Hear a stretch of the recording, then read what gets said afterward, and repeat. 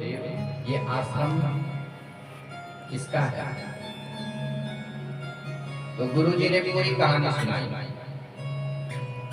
हे राम, पूर्व में ये मलद और परशुराम का क्षेत्र हुआ करता था।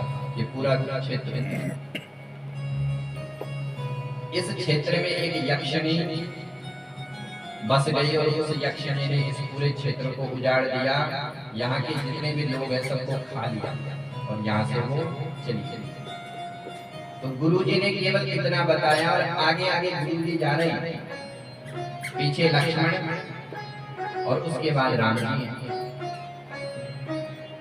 तो जैसे गुरु जी आगे बढ़े तो गुरु जी ने राम जी ने देखा कि एक शिला, एक पत्थर की शिला मूर्ति आकार में बैठी हुई है।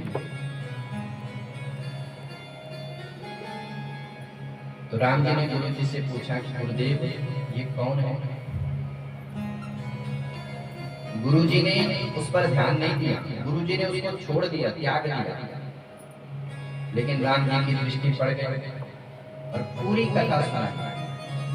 पूछा राम शिला प्रभु देखी, सकल कथा में कहा विशेष। पूरी कथा सुनाई कि गौतम नारी श्राप बस।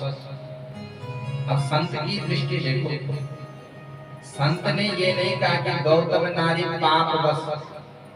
अहिल्या की पूरी कथा सुनाई कि अहिल्या ने किस प्रकार से इंद्र से प्रेम किया और अहिल्या का पति गौतम ऋषि प्रातः काल स्नान करने के लिए गया।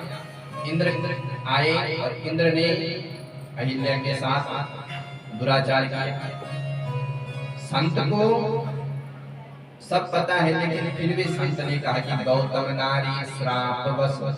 उपल दे रघुवीर चरण कमल रज चाहती, कृपा करो रघुवीर। हे राघव, ये आपके चरणों की रज चाहती है, इसका पतन रज से हुआ, इसलिए आपकी रज अगर इसके मस्तक पर लग जाए तो इसका उद्धार हो जाएगा। तो संतों की दृष्टि कभी दूसरे को पापमय नहीं देखती, क्योंकि एक बार अगर जिसने सच्चे हृदय से अपने पाप को स्वीकार कर लिया और संतों की शरण में आ गए तो फिर वो वास्तव में शुद्ध हो जाता है। तो कथावाचक कह रहे कि हे द्विपत्नी, तुम शिव जी की शरण में जाओ, शिव के अनुग्रह से तुम्हारे सारे पाप दूर हो जाते हैं। पश्चाताप पाप कृतं पापानां स्मृति परा,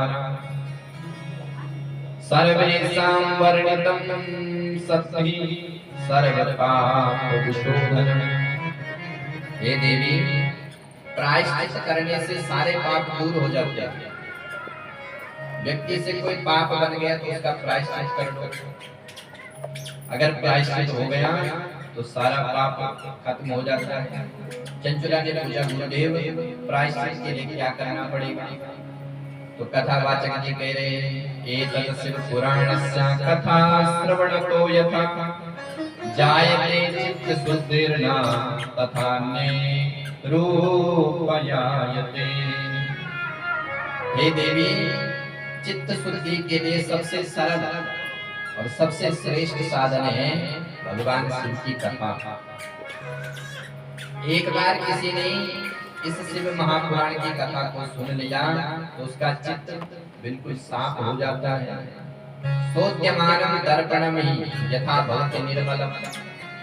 दर्पण में धूल जमी होती है तो अपना चेहरा नहीं दिखता, लेकिन एक बार उस दर्पण को साफ कर लो तो जिस प्रकार से दर्पण में एक एक अंग अपने दिखाई देते हैं, उसी प्रकार से शिव महापुराण की कथा सुनने मात्र से सारे पाप हमारे दिखते हैं और उन पापों का फिर हम प्रायश्चित करते हैं। हमारा चित्त कथा सुन करके निर्मल हो जाता है और जब चित्त निर्मल होता है तभी हमको भगवान की प्राप्ति होती है।